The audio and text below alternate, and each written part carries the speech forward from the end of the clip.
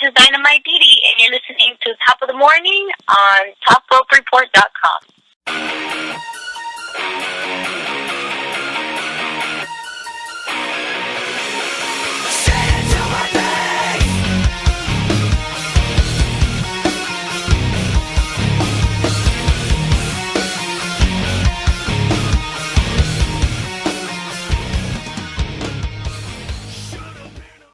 What's up, everybody? This is the Top of the Morning podcast presented by TopRopeReport.com.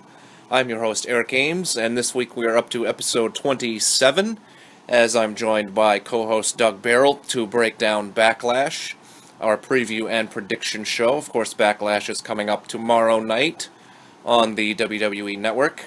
We'll have live in-progress results right on TopRopeReport.com, as always. Before we get into that, some cool news. Just want to give a shout-out to my friends Courtney and Celia. They are the owners of MercerSwim.com, who are going to be doing a little bit of modeling photos for us for the TRR shop, and we worked out a little bit of a deal with them. We're going to be doing some advertising for them on TopRopeReport.com, and you'll probably be hearing a commercial coming up here on the podcast in the coming weeks.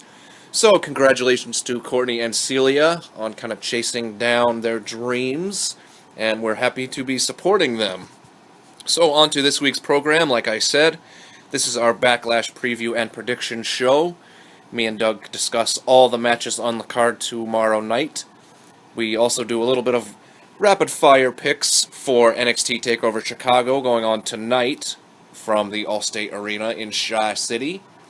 And then we also talk a little bit about the next SmackDown pay-per-view coming up in June, Money in the Bank, who we see could possibly be entering the Money in the Bank ladder match this year.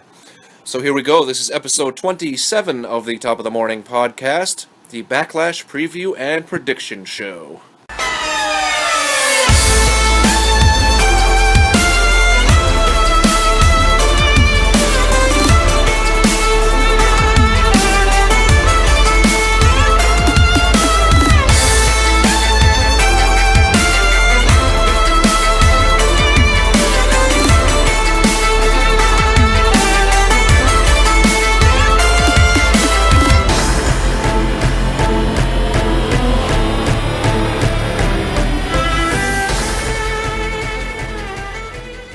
So here we are, Doug Berrill. Doug, it's hotter than a slave ship today. Well, I showed up during the winter in shorts, that one time, and today I showed up in pants, so I'm just backwards. You're bass-ackwards. Yeah, it's insanely hot today. I'm actually wearing a tank top, and a lot of people know I used to live in Florida, so it takes quite a bit for me to be less than clothed, I suppose. So that's how you can tell it's pretty hot. We actually got the air going, too, just to keep it somewhat bearable, because it gets brutally hot in here. These walls, they're not they haven't been insulated or anything like that, so I should probably get on that. You're right. Save myself some electricity bills with this thing in the summertime, and then the electric heater in the winter, but I don't know, I'm lazy. You know how it goes. And in Maine, you really only have summer for about 6 weeks anyway. Right, so. Exactly, so that's an awful lot of work for just a little bit of energy saving. Screw the planet. That's what I say. Yeah. It's not like I'm one of the idiots living on it. Alright, so here we are today for our Backlash preview and prediction show. Of course, it looks like the card has been finalized up till this point. I mean, there's more matches than usual, so I can't imagine they'd be trying to squeeze anything else in there. A couple of people I was wondering if they were going to officially get on there, ended up getting on there, not at the last second, but, within the last few days. So, we're going to rifle through some of these as best as we can. A couple of them have kind of been thrown in, like I just said, at the last minute, and there's not really too much backstory to, so we'll do the best we can. But as usual, we start with the kickoff, which was announced this week, and it will have the Perfect 10 Ty Dillinger taking on Crybaby Aiden English. What do you think about Crybaby Aiden English, Doug? Do you think there's any merit to them doing that with Aiden as a way to kind of needle Mauro Ranallo, even though the lines of communication are still open up between him and the company? I don't think so. I can't speak to that. I don't know. When Simon Gotch left the company, I guess what I'm wondering, because they're on the kickoff show here. I can't imagine Dillinger's going to lose this. So my question to you is, what happened with this supposed push Aiden English was going to get? I guess it depends on your definition of the word push, because technically he has been getting a push just by putting him on TV. Sure. Because they weren't doing absolutely anything before, all because of Simon and his, nobody really liking him. His shenanigans backstage, nobody cared for him, which was too bad, because I think the Vaudevillains had a lot more to offer. However, yeah, I kind of would see this as a bit of a push. He's kind of gone back to his old NXT gimmick of being the drama king and doesn't really have entrance music. He kind of sings himself out. So, it's very old school heel tactics there that you don't really see too often anymore. Some people might call it cheap heat. I don't know. I just think it's smart psychology. But yeah, unless they plan on doing more with this, I don't expect Ty Dillinger to lose. I don't even see it being much of a match, to be honest. I've seen no indication of Aiden doing anything overly important other than the fact that, they're just giving him some more TV time. Well, that's my other thing. Maybe they extend this, maybe they build it up a little bit more for a bigger showdown next time. But that's my other question. Where do you go with these two guys, especially... I could see Dillinger getting into the Money in the Bank ladder match. Oh, definitely. I could see that happening, and if that's kind of the route that they're going, unless they want to have a short little program on SmackDown between these guys leading up to that, because Money in the Bank is on June 18th, so they got like 3 weeks until that one. And roughly. I don't see somebody like Aiden English getting into it. No, I don't either. Because I'm looking at the card and I'm thinking about who's going to be in it, and of course it matters, who the champions are at that point, but... See, Ronnie's the smart one. He comes up here because he knows the air's go up here. Hey, there it's you hot go. down there. Smart dog. Like, there's a match, two matches up. I imagine both of those guys are going to be in it. Yeah, I would agree with that. We'll definitely elaborate further. Yeah, so they'll be like 6 guys. Aiden English isn't one. Dillinger will definitely probably be in that mix. I wonder where they're going to go with Aiden English, because he is a very good entertainer. He's a good hand in the ring. He definitely has potential to do more than what he was doing when the Vaudevillains were being completely buried. But yeah, he definitely has a place on the show. So I hope I wouldn't mind seeing this extended for a couple of weeks. I mean, Dillinger hasn't done anything other than just have essentially showcase matches, so yeah. I mean, I'm all for getting him into any kind of an angle, so regardless of how this one plays out, that's kind of what I'm looking forward to him doing next. If he's part of the Money in the Bank, I see that match having a bunch of feuds within that one match, if that makes any sense. I could see, like we talked about, Zayn and Corbin we'll get to, but I could see that moving on and being part of that match as well. But yeah, I got to go with Ty. Yeah, Dillinger might be on kind of like the fence when it comes to the Money in the Bank. He might be in the mix. We'll see how that goes. But yes, I'm definitely going Dillinger on that one as well. On to the main show now. One of the matches that again was added this week. A bit of a throw-in. There's some history between these two, but there isn't much of a recent kind of storyline going on between them, besides the fact that Harper just lost to Rowan, but of course Erick Rowan versus Luke Harper. I don't have too much to say about this one. I'm glad that Harper is kind of getting a spot on the pay-per-view, even though it is kind of seems like a time filler. I see him getting his win back from Erick Rowan, unless they want to kind of further delve into his character like they did on Talking Smack. I know you said that you had missed it. I missed it, but I heard about it, and I heard a lot of positive feedback about it. I thought that it was good. It was the most kind of character development we've seen out of Rowan ever. He's a little longer in the tooth. I think there's more potential in Harper, and like I said, I just see Harper getting his win back here. He could possibly be a participant in a Money in the Bank ladder match as well. I'm a little disappointed, or scratch that, I'm a lot disappointed that they didn't do anything with any of the momentum that Harper had before WrestleMania. They just kind of let it die off. So I'd like to see him get back on track. Yeah, I think you have two ways to look at this, because I think Luke Harper was always the Wyatt lackey, if you will, that had bigger potential as a singles competitor, and they always saw that. I think the fans always saw that. He was kind of hot before WrestleMania. Yeah, when they were building up the Randy Bray match, like, the crowd was really popping hard for Luke Harper, and I think it was starting to showcase his potential as a singles competitor. Looking back on it, they definitely should have made that a triple threat with the way that match played out. Because Orton versus Wyatt was probably the most brutal match on WrestleMania. That was probably the best example that I can think of in the last year of a feud where I was totally digging the build-up and the match let me down hard. Yeah, I'm with you. I'm trying to think of a better example, at least in the last year. It's got to be that, because I loved the build-up with Orton and Bray.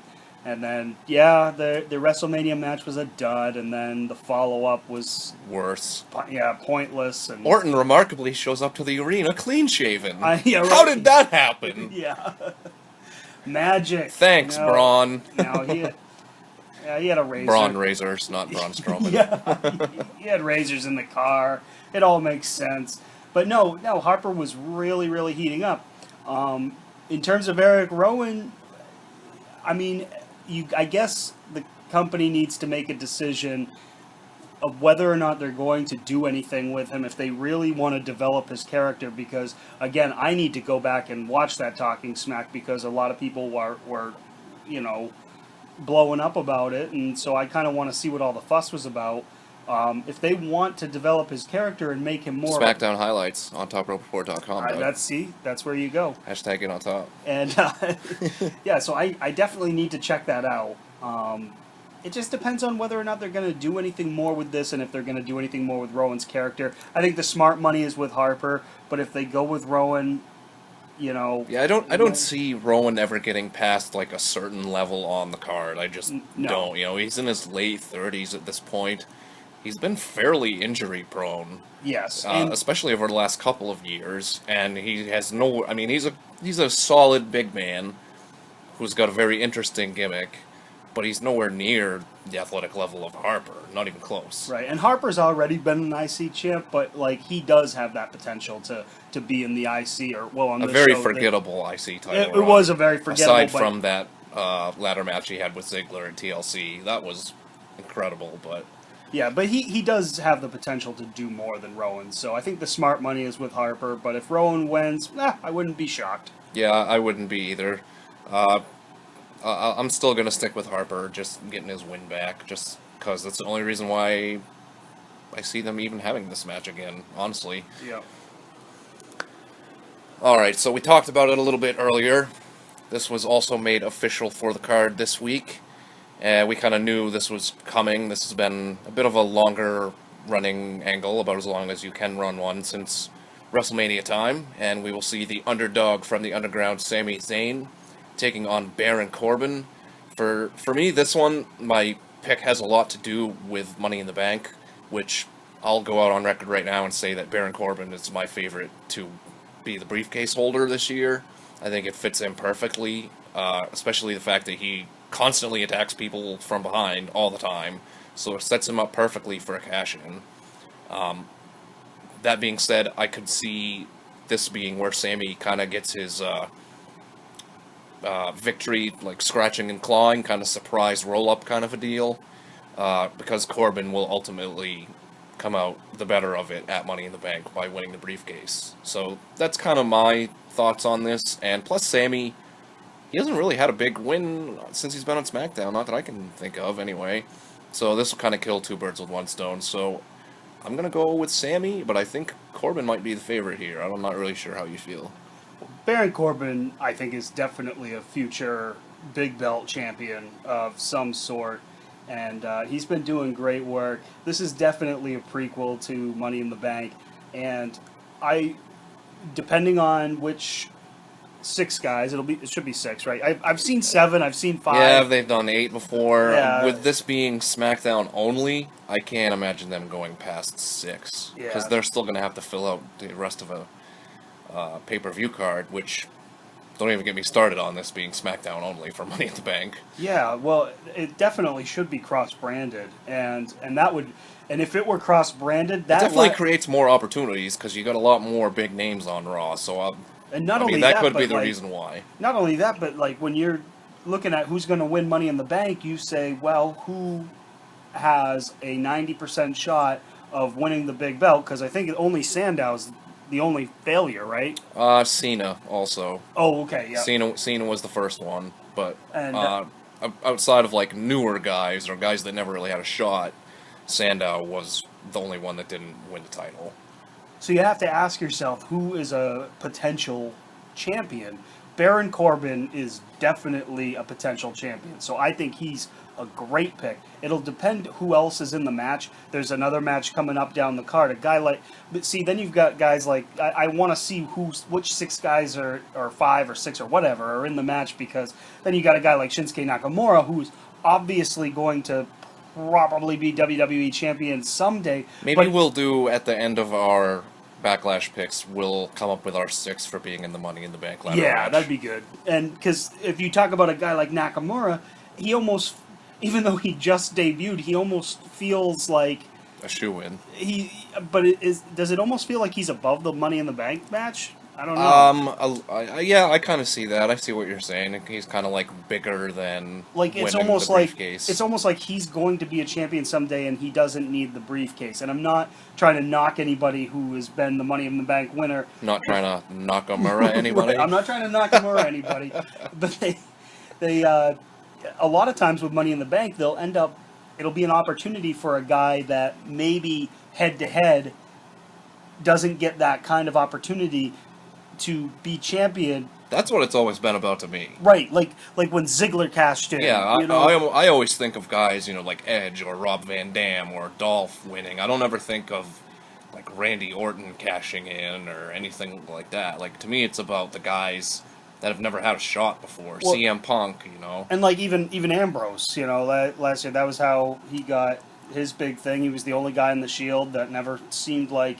he was going to get it head to head, and even though Seth Rollins is a big time, like he's a legitimate champion contender, he's a legitimate champion, but at the time when he cashed in, it was kind of like that was such a brilliant cash in because of the backlash against Reigns, but also how do you take that belt off of Lesnar? How do you do that? See, that's another reason why I think Corbin is most likely to win Money in the Bank this year, because last year we didn't get the whole teasing of like when's he going to cash in, because it happened that very night, so we were kind of robbed of months of when's it going to happen kind of anticipation.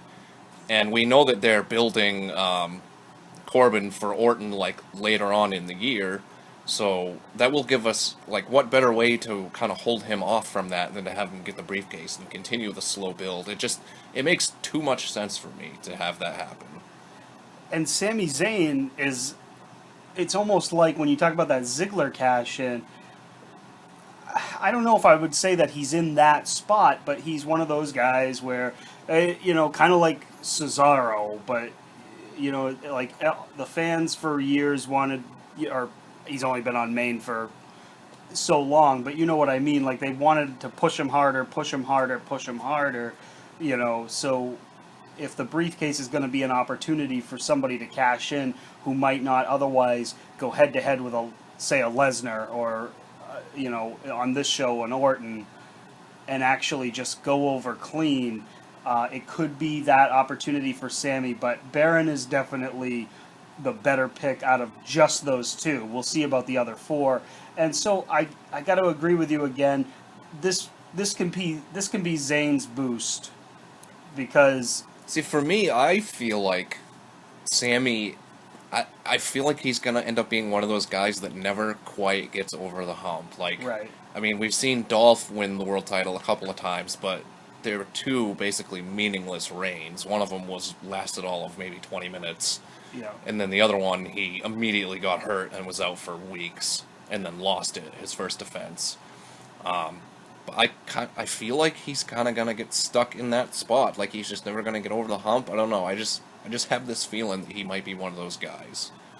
Yeah, so I don't know if there's even a safe money pick on this one. I will agree with you and go with Zayn. I could totally see either guy winning though, because they have no problem beating Sami, and Baron's due a push probably before the end of the year. So yeah, this one's definitely a coin flip. I'm gonna go with Sami as well though. So.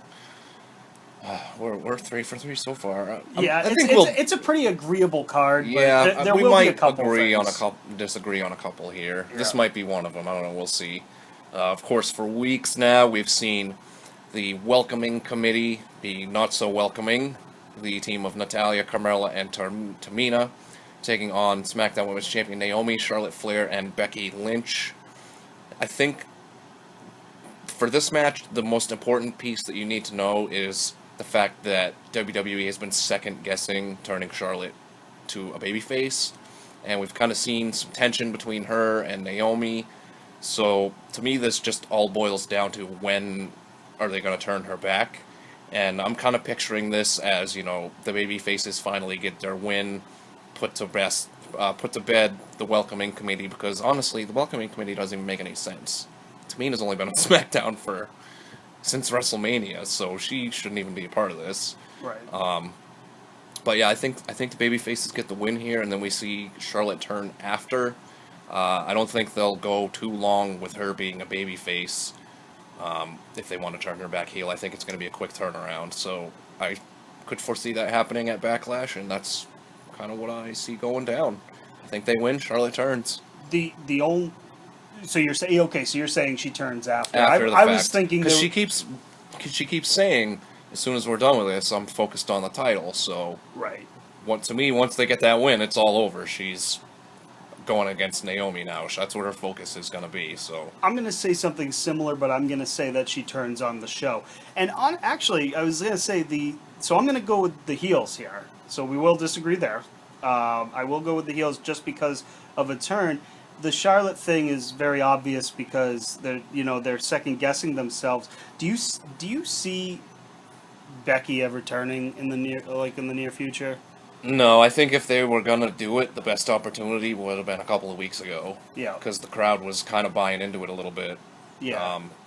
I just don't see it. Not anytime soon, anyway. You're pretty stacked on that side, on SmackDown. So you don't really. If you're going to turn Charlotte, I don't see Becky turning and then leaving Naomi as the only babyface left. I think she could do it, but I don't know. I just don't see it happening anytime soon. There's too many matches left, especially if Charlotte turns heel. We haven't seen that in forever because they were on opposite brands, so. Who do you think the heel on SmackDown is? Because, this is most of their women, but not all of them. So on the flip side, because if you're just based on this list, just out of these 6, if Charlotte turns, you've got Naomi and Becky as babies. Who's a heel on SmackDown that you think could turn babyface? Natalya. Yeah. Definitely. Yeah, she can kind of swing either way, Because she can always go back to the family thing. Right. And people are going to get behind her because she's a heart. So that's the easiest turn. And I think that... Carmela with Ellsworth is oh my not God. going to happen. She's kind of brutal in the ring. I don't know if you saw the match. Yeah, I did. She's honestly, I know people kind of get irked when I bring this up, but she's not any better in the ring, than Alexa Bliss. Like, they're about equal. Yeah. The only difference is Alexa, her character is just way more over right now. Yeah. But the Carmela and Ellsworth thing, they get some serious heat because whether it's because people are annoyed by them or what, it almost cracks me up a little bit. Like they get legit heat, and so yeah. I feel like it's the kind of heat like Ellsworth. Why the hell does this guy have a job here? Right. But you know what? It worked. Like if people, because it's so hard to get wrestling fans in. Well, they had to do something with him because he wasn't a viable. He's not a viable option in the men's division. No. So where can you put him to give him heat? you put a guy in the women's division to be, tripping up females and stuff. What better way to get a crowd to boo you? Oh, yeah, and he was kind of, all he really should have been was a flash in the pan, because that first month when he was there and he was doing his thing and he was getting involved with Ambrose and AJ, I mean, that was pretty entertaining for like 3 or 4 weeks. Right. But it ran its course really fast, and a long time ago now. I figured that was their plan. They were just going to have him come in for a month or two, play that role, and then bow out, and then go back to the indies and be a better be a better indie draw than he was. So, but yeah, no, like, he really annoys people. So he gets some really pissed off heat. Yeah, I'm gonna go with the heels because I'm gonna just say that the turn happens on the show. Whenever I see these kind of big multi-person matches, I think to myself, it's not always clean. It's not always a clean finish. A disqualification makes no sense in this match. But by the same token, I don't think there's going to be a just clean, cut and dry win. I'm going to say the turn happens, and I'm going to go with the heels. All right, I knew we would disagree eventually. Yeah. Doesn't take much. Right. All right, on to one of our first title matches of the evening. This is for the SmackDown Tag Team Championship. We have the champions, the Usos, taking on the highly entertaining Breezango. Oh my God, how good are they? Dun dun. How good are they? And it feels so good to see them really, really getting over. They are so funny, and no, it's great. Both guys individually, they were always two guys that were talented, if not underused. Tyler Breeze came on to main, had a quasi push out of the gate, and then faded into the backdrop really quickly. Fandango, we're a little partial to him because he's a Maine native, but beyond being partial to him, he really is underused for he's got the right look. He's good in the ring. He beat Chris Jericho in his first match and didn't do anything since. And that was like, how long ago now? 3 or 4 years? Yeah, what was that, 29, I think? Was that WrestleMania 29? Yeah, somewhere in that area. I can't even remember. I think it was 29. So the fact that these guys are so good and so entertaining, and it's finally getting over big time, just feels so good. So here's my thought, because the fans are really digging them right now. And there's lots of logic. This is the one that I thought that we would disagree on, so we'll see. There's lots of... They're gaining so much momentum right now that it wouldn't be unwise. I could totally see them winning. I'm going to go with the Usos here, and I'm going to say that Breezango wins maybe at the next encounter, because they're getting so popular right now and the fans are going to be so behind them that it's going to get some heat if they don't win, and especially if they get screwed out of a win. So I do think that before long, before the end of summer, and by that I mean sooner, they will be the SmackDown Live Tag Team Champions. I'm going to take the Usos here because I think that there's more room to build. You can give the Usos the heat that way, and you can get people to rally behind Breezango even harder for next time. See, we're going to agree, but for different reasons. All right.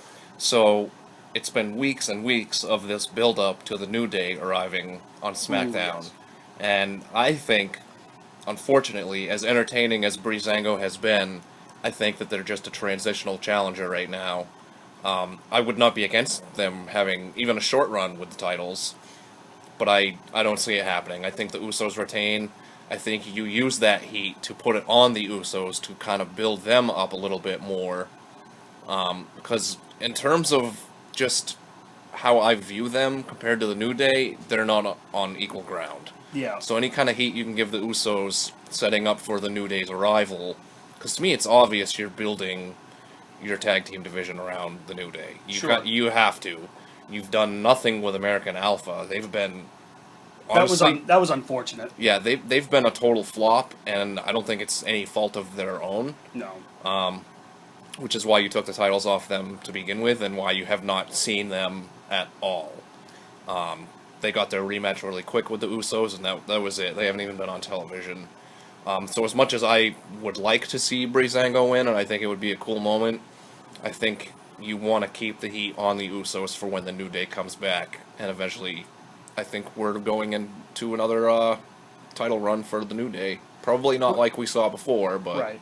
But here's my question about the New Day, because considering what they did with them at WrestleMania, they're such like they're kind of the marketing faces for WWE. It's almost like they had that really long, brilliant run, and then they didn't have a match at WrestleMania, but they were a big part of WrestleMania, and they were the hosts. And Austin has his up, up, down, down. They're doing commercials. They're doing tons of PR. They're almost like mascots for the WWE right now. yeah, they basically are. So, I think that the Usos versus the New Day would be awesome. They would put on great matches. I think that's just going to elevate kind of the prestige of these tag team titles if the New Day has them as well. I think It's so gonna too. But I was going to say, make them feel more important. Do you think that they could live without them? I mean, I think they could live without them. Oh, the New Day doesn't need them at all. They'll do way more for the titles than Yeah. the other way around. They certainly don't need them. Well, I hope even if it is a short run, even if like I'm going to stick with the Usos, but let's say Breezango wins here, and then like you said, they just have a short run, and then the Usos screw them down the road, and that builds up some heat, for an Usos New Day showdown. It would be so cool to see those guys just win the belts, just because they've been working their butts off to make this good. And they're so over right now. I definitely agree. I would not be opposed to that at all. Moving along, we've got a couple more matches to get through here. Of course, the probably the biggest match on the card in terms of the promotion of the pay-per-view would be Shinsuke Nakamura versus Dolph Ziggler. Nakamura finally making his in-ring debut. I mean, is there any shot he loses here? God, no. No. I mean, there can't be. No, if everyone go ahead, take your 401k, take your savings, whatever, take it to the bookie, even though the odds are probably horrible. Oh yeah, throw down $1,000, and if Shinsuke wins, you get a dime. Yeah, you get a buck. Yeah. So the odds are probably terrible, but no, this is a total lock. And yeah, I mean, they've been doing the dark matches. 205 Live must be really benefiting, because they've been doing Shinsuke's matches, dark matches, after, because they're trying to keep butts in seats for the whole show, and Shinsuke's the big draw. What are they going to do for dark matches once he's wrestling on the show? I don't know, stick him in there against AJ every night Yeah, in right. dark matches. Oh man, that'd be something else. No, I mean, there's no way Shinsuke loses here. Yeah, I would be completely shocked if he lost here. And the two best matches of the night are going to be, just from a work rate perspective, will be this one and the next one, I think. Yeah, I mean, I could see that happening. The only thing I would say is Ziggler's offense is not like the greatest, and neither is Nakamura's. I mean, not to knock Shinsuke, but I mean, he does just throw an awful lot of strikes. Yeah. So, I don't know. I'm not sure exactly how it plays out. I could see kind of a back and forth. I don't think either guy will really dominate, but I mean, there's no way that Nakamura loses this match. No. Before we move on, what do you think about them calling him the artist known as Shinsuke Nakamura? I think it's kind of corny. Yeah, I don't like it. I'd I rather. don't like it. Yeah, I don't like it. Yeah. No, sir, I don't like it. Yeah, I'm not a big fan of it. Like, why couldn't they just stick with the King of Strong Style? What was wrong with that? He's a badass. Just let him be a badass. Yeah, I don't know. It makes him sound kind of effeminate when they say it's the artist for, like, I don't know. He's not Prince Iakea. Come on now. All right, we've got two more matches on the docket here. Both title matches. First up, the United States title is on the line as the new face of America, Kevin Owens, defends against AJ Styles. I think Owens retains, whether by hook or by crook, whether he loses by DQ, whatever the case may be. They've been keeping alive his issues with Jericho, even though Jericho's gone, with him doing his own version of the highlight reel. So it's kind of making me think that Jericho is going to come back for that U.S. title when he does come back in, what was it, like June-ish? Yeah, something like that. Something like June, sometime. So I think it would be more important for him to kind of come back after that championship. Would make sense if it's on AJ. I think long-term, we're kind of looking at AJ versus Orton here at SummerSlam. That's kind of what I'm thinking for the title. So it doesn't really make much sense there for AJ to have the U.S. strap. I feel like he's kind of above that. I don't know. Like, he would make it work, but it's kind of like you were saying Nakamura feels like he's above Money in the Bank. Money in the Bank. I kind of feel like AJ is above the U.S. title. Granted, it would, elevate the status and the perception of that championship, but Yeah, I don't think you put all this marketing and stuff into Kevin Owens as the new face of America and with the new T-shirts and all this other stuff for him to lose the title again. How do you like Kevin Owens in a suit doing this whole shtick? Clean-shaven Kevin Owens, too. I know. It's almost like that can get him some heat, as funny as that sounds. Yeah, but match of the night pick right here for me as well. Yeah, it's got to be. I think Orton and Jinder could surprise, but I mean, I don't see... If these guys are given the time to do it, and they pull out some stuff out of their arsenal that we haven't seen before, which is entirely possible, I think it's going to be no contest match of the night. I think AJ has unfinished business with that WWE Championship. Absolutely. So, yeah, and you said by hook or by crook. I could totally see it being by crook, which I'm not going to call that a bummer because it's going to be such a good match. But I mean, it will definitely if they put on like an 18-minute clinic and then it's by crook. I mean, that'll help Owens because that'll just get the heat on him even more. And yeah, they're not gonna tease Jericho's name this much if he's not coming back for a little bit, at least a little bit during the summer. They're gonna build to that big pop, I think Owens-Jericho rematch at SummerSlam. Yeah. Book it. Book it. That would be good. So yeah, AJ's moving on. I don't see this being any interference, though, let me say, when I say by crook. Like, oh, yeah, no. I can't think of anybody that would interfere that it would make absolutely any amount of sense at all. No, I think this is going to be a really good run with the U.S. belt for Kevin Owens. He is a good champion. He's one of my favorite guys on the roster. God, it's almost like torture to listen to a guy. You got to be a glutton for punishment. I don't know how this guy has like a cult following because so many people do hate him. But Vince Russo, when he talks about Kevin Owens, he pisses me off to no end. He just this guy is got it all going on. He is heat seeking. He's good in the ring, and Vince Russo is a piece of crap, man. I think he kind of tries to play a role a lot of times. Like, I don't know. He's full of shit, man. Just that John Denver. He is. You know that somebody's kind of hustling with you. I don't really think it's just a New York thing. When people speak that slow with that much enunciation, bro. When I think of the World Heavyweight Champion, I think David Arquette. Stone Cold Steve Austin. See, he's the last guy we should be saying anything because he made David Arquette the world champion. And he'll go on rants and say, now put him next to Kevin Owens. Oh, okay. While I'm at it, I'm going to put Ric Flair next to Vince Russo and David Arquette. Yeah, exactly. The same guy that made himself the champion. Yeah. What a friggin' knob that guy is. Oh. Yeah, I don't put too much stock into what he says. Like I said, he's full of shit, man. I thought the Rocky Mountains would be a little rockier than this. But yeah, actually, I didn't. So I didn't make a. I guess I didn't make. Yeah, what are you picking, you bastard? I gotta go with KO because Jericho's coming back. and AJ's probably moving on. So yeah, I'm going to agree with that. Yeah, it just doesn't make any sense for AJ to be the U.S. champion. I mean, I can't make any kind of sense out of it. Now, see, you say the thing about Kevin Owens' new shirt, but then again, they did the Y2AJ shirts and then scrapped it after like 10 days. Yeah, that's true. Yeah.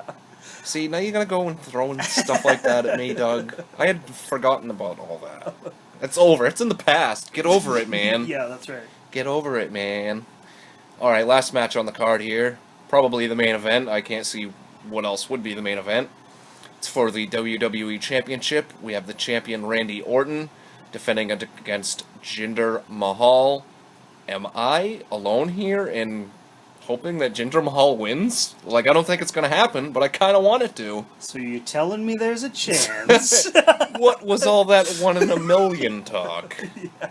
Husband! Oh, when he won the #1 contendership, it was like, what? But then the more you thought about it, and you looked at the work that he's put in, both on television and in the ring, but just like physically looks what great. What they've been doing with him since he got this #1 contendership has been absolutely fantastic. Yeah, I mean, when he won the #1 contendership, at first you were kind of like, oh, okay, so he's the guy that Randy's going to run over until Randy does something more important. But no, you're not alone. I wouldn't say he's the favorite, but you're not alone, I don't think. I legitimately want it to happen. Like, yeah. How crazy is that? How crazy is that Jinder Mahal got brought back clearly to be a veteran enhancement talent out of the gate? Well, he's been doing a great job with every opportunity they've given him since he became the #1 contender. His in-ring work has improved greatly. He had an awesome match against AJ, which, I mean, doesn't say a lot because it was against AJ, but still, you can't go out there and dance by yourself. Can't be booty grinding with no booty on you. So, right. And Orton has I feel like Orton has kind of been going through the motions in the ring. Like, I don't know, he's gotten a little stale to me, which the angle with Bray was a major letdown in the end, but they didn't really do themselves any favors in terms of their in-ring work. Like, I don't know, Orton just seems like he's gotten complacent. So, just the fact that Jinder is something fresh and new and exciting and we haven't seen it before, it makes me want it to happen. I think this gets extended into Money in the Bank, and Jinder gets another shot, however, because they're kind of, like I said, I think they're kind of trying to kill time to get to SummerSlam. So, I mean, I'm not 100% sure how it plays out, but I think Orton walks away with the title no matter what. Whether it's a DQ or however it happens, I think that's the bottom line, because EA said so. Well, yeah, right, and you're talking about what's next for the world title and how AJ might be getting back into it. Now, obviously, at a Big 4 pay-per-view like a SummerSlam, Orton, Styles, those are two major names. So I don't think Jinder would have the belt at that point, because as well as he's doing, especially in the eyes of the hardcore fans, he just doesn't have that name value to be a headliner at SummerSlam at this point. That being said, even if he won it at Backlash and then dropped it at Money in the Bank, I'd be totally fine with that. Well, almost like Breezango, yeah. Just to give him his due, because change of pace, and fans are recognizing it. You do the fan voting every week, and Jinder's won it like 2 out of the last 4 weeks. Yeah, for our TRR Star of the Week, yeah. He's won it a couple of weeks in a row. So he's been up for it almost every week, though, because he's been picking up big win after big win. He pinned Styles this week, left Orton laying again. Yeah, I mean, I don't see Styles and Jinder being like the SummerSlam match, but no. It would make sense in terms of being heel babyface, whereas Randy could turn on a dime. That being said, but you got two babies if you got Randy and Styles going at it, or technically two babies. So, I'll say this: the smart money here is still with the champ. I don't know. You don't want to end this pay-per-view on a DQ. Does it really matter that much anymore? No. See, I think in the days when people were paying $40 a pop for these, more than the network. Sure.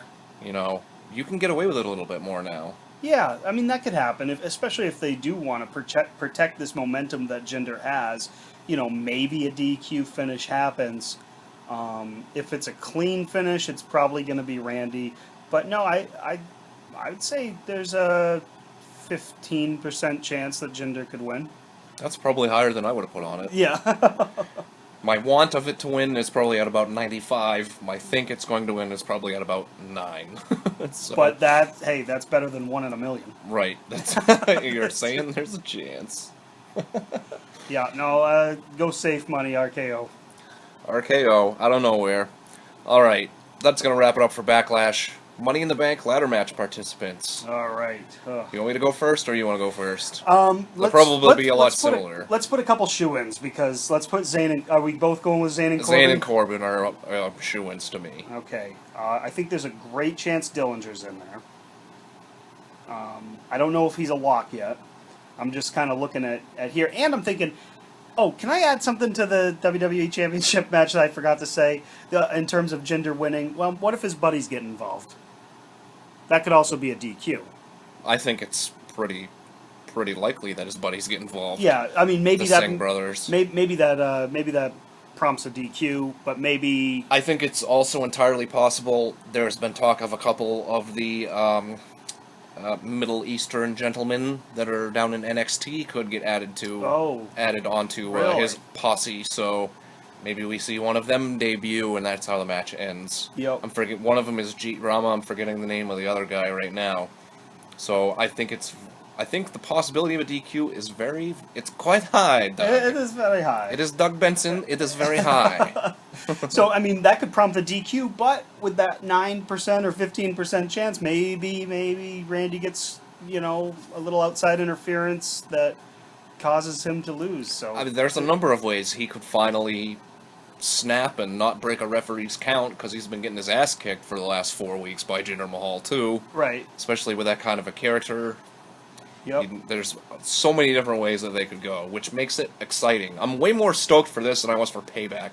I did not give a damn about Payback. Yeah, and they could definitely tell a good story with this match. And I think that the United States Championship match, that's going to be the match of the night in terms of in the ring. And my hope is that this is one of the better matches of the night in terms of telling a story. So, we were done with it. I had to go back to it because I forgot to mention the Singh brothers, but yeah. So that's never over. It's never over. No, yeah. So okay, Zayn and Corbin, I think we agree are locks. Dillinger, I'm gonna throw him in the hat. I'm not gonna lock him yet. And this is just people participating on the Backlash card. There's always room for somebody else, but I can't think of anybody else that would be on there. In terms of Rowan and Harper, I guess it depends on what happens with that match and where they go with it. Well, here's where I'm going. I'll give you mine, and then I think Okay. you'll probably either agree or disagree. So if they go with 6 guys, I think you go Zayn, Corbin, Nakamura, Ziggler, Owens, and AJ. If you go with 8, I think you add Harper and Dillinger to the mix. So do you think the U.S. champ is going to be in it? I think so. Okay. Yeah, I think so. All right. I mean, and then, well, what about Jinder if he loses? See, I'm so sold on it going into Money in the Bank that I'm not even considering him as a participant in that match. Like, it's only another 3 more weeks. I don't see them trying to fit in a new #1 contender in the next 3 weeks. Sure. When they could just extend it out a little bit longer. And then do it again. They've been doing a lot more of that, with each brand having their own shows. We saw a lot of it last year, especially with SmackDown, so I think that they'll just go that way with it again. So you said Shinsuke, Ziggler. Ziggler, Zayn, Corbin, Owens, and AJ, and then if there's 8, I'm adding in Harper and Dillinger. If you don't have Owens in there, who do you put in? If you don't have Owens? Yeah, if it's 6 and you don't have Owens, then I think then you'd maybe probably have to Dillinger. go with Dillinger or Harper. It would have to be, I would imagine. Yeah, and There's not anybody that's not on the Backlash card that I can picture being in a Money in the Bank ladder match. Harper has a really good history with ladder matches too. He's performed really well in them.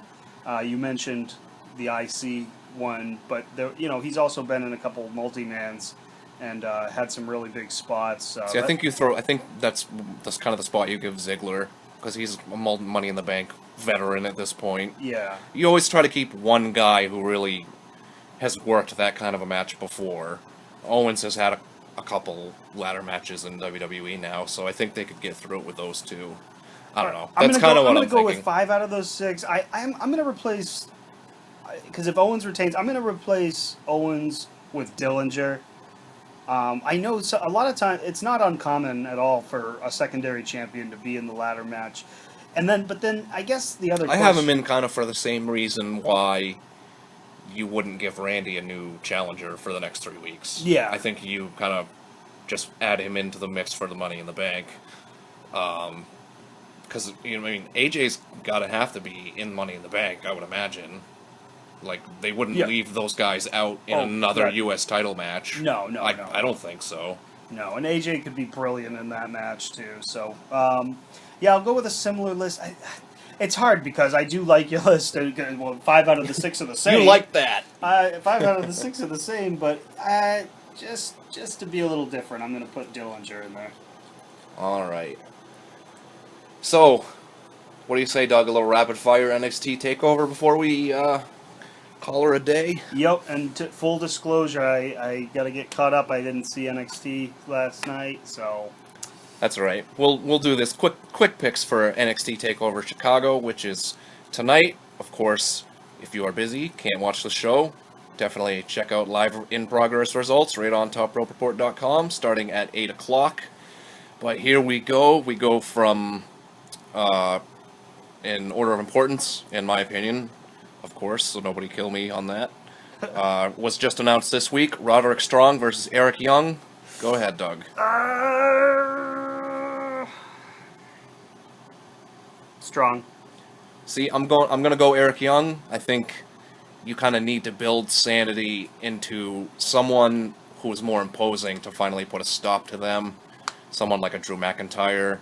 I could see Strong winning because we haven't seen No Way Jose in quite a while, so maybe he interferes and helps Roderick get a win. But I think you kind of want to keep Sanity strong, so I'm going with EY. 4 title matches, even though there's only 3 titles in NXT on this card. First up, for the United Kingdom Championship, the champion Tyler Bate defending against Pete Dunne. I'm going to go with the champion on this one.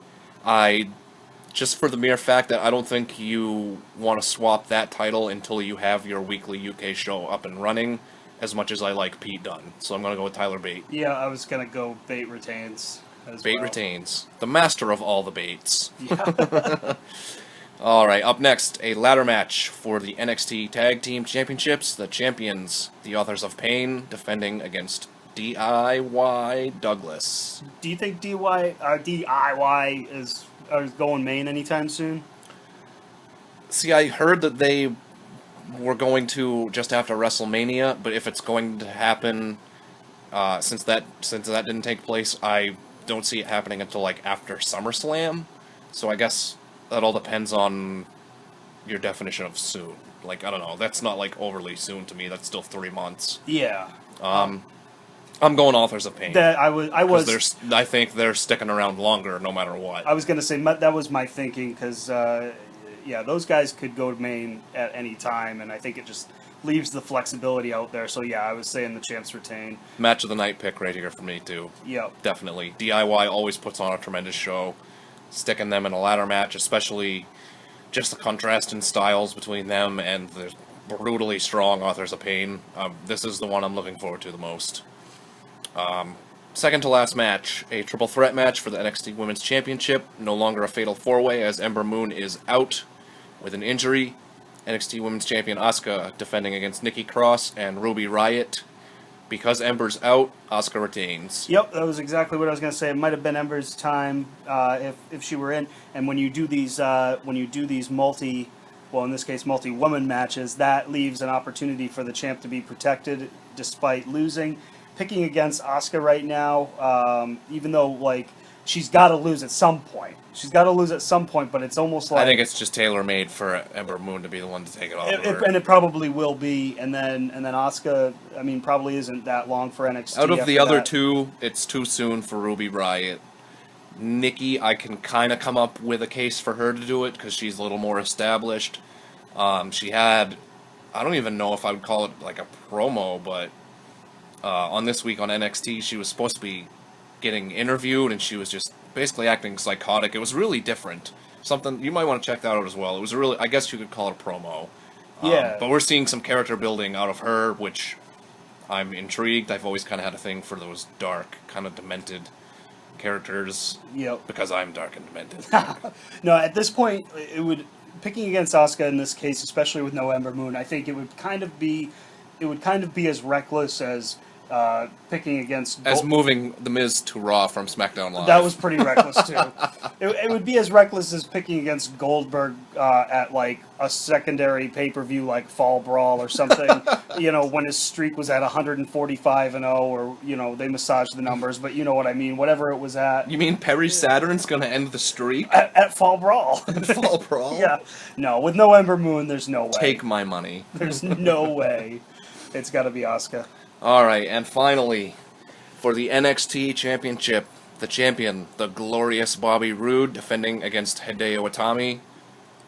Bobby Roode all day. Yeah, definitely. And, Itami, it's great to have him back. This guy's had such a bad string of luck when it comes to injuries. It seems like every time he's got a little bit of momentum going for him, he goes on the shelf. That's unfortunate. It's nice to see him have a big match like this. I would not be surprised to see him on the main roster very soon. Yeah, and because of his age, because of his injury history. Yeah. Honestly, I'd put him on 205 Live.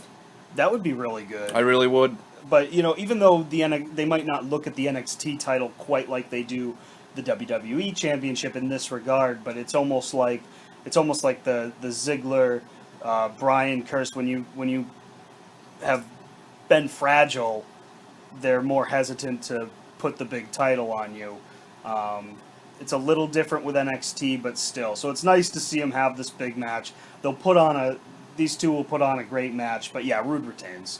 Itami is one of the few guys that I could see taking the title off of Roode at this point and having it, seem legitimate. But kind of gazing into the future, who do you kind of see as ultimately a threat to his championship reign? Because, it's kind of hard to even picture, Itami. There's a whole lot of changeover right now. He's probably going to have a long run. Outside of Drew McIntyre right now, I could see that being a big match. Yep. They already did it with Cassius Ohno, so you kind of threw that one away. I don't see anyone else. There's nobody really knocking on the doorstep, so... Yeah, no, this will be a good match. I really think that whether people like it or not, all the champions will retain. Yeah, I'm going to agree with you on that one as well. Well, all right, Doug. Until next time. Right. Okay, everyone, that's going to wrap it up for us this week. Before we get you out of here, of course, I'd like to keep encouraging everybody to check out TopRopeReport.com for all the latest and greatest news in the world of professional wrestling. We also have live, detailed, in-progress results of every show, including tonight's NXT TakeOver Chicago, tomorrow night's Backlash, and then back into the regular weekly schedule with Raw on Monday, SmackDown Live and 205 Live on Tuesday, and then NXT on Wednesday. Of course, make sure to hashtag #GetOnTop with TopRopeReport.com on social media, at TRR Wrestling on Twitter. We are also on Facebook at TopRopeReport.com with no dot, and then also on Instagram at TopRopeReport.com with no dot. If you'd like to follow yours truly, I'm on Twitter at TRR_EAmes, that's EAMES, and you can follow Doug Berrill on the Twitter sphere at TRR_Doug. Until next time, my friends, be sure to check out all episodes of the Top of the Morning podcast right over on iTunes. Go ahead and subscribe to us right there. We're also on YouTube, SoundCloud, and Podcruncher. We will catch you on the next episode, and always remember, it's not how hard you get knocked down, but whether or not you can kick out.